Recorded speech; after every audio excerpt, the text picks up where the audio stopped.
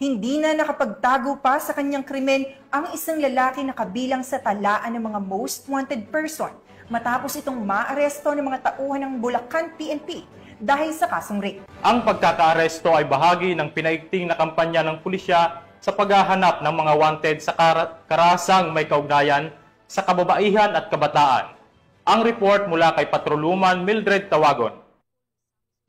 Ng San Miguel Municipal Police Station ang isa sa mga itinuturing na top 4 municipal most wanted person sa isinagawang operasyon ng mga tauhan ng San Miguel Municipal Police Station bilang lead unit, katuwang ang Provincial Intelligence Unit at 2nd Provincial Mobile Force Company sa Sitio Sampalucan, Barangay Buliran, San Miguel, Bulacan.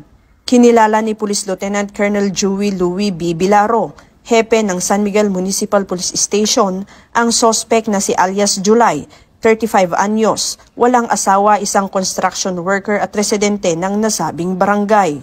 Nadakip ang akusado sa bisa ng warrant of arrest na inilabas ni Honorable Judge Olivio V. Escobia Samar, presiding judge ng Regional Trial Court Branch 79, Malolos City, para sa kasong rape na walang inirekomendang piyansa.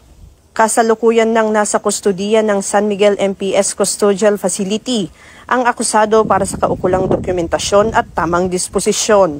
Ang pagkakaaresto sa akusado ay patunay ng patuloy na dedikasyon ng Bulacan PNP sa ilalim ng pamumuno ni Police Colonel Angel L. Garciliano, Acting Provincial Director ng Bulacan Police Provincial Office, sa pagsugpo sa kriminalidad at pagpapanatili ng kaayusan sa lalawigan sa pamamagitan ng matibay na koordinasyon ng mga unit ng kapulisan at suporta ng komunidad na nanatiling matatag ang layunin ng pulisya na tiyakin ang kaligtasan at katahimikan ng bawat Bulakenyo.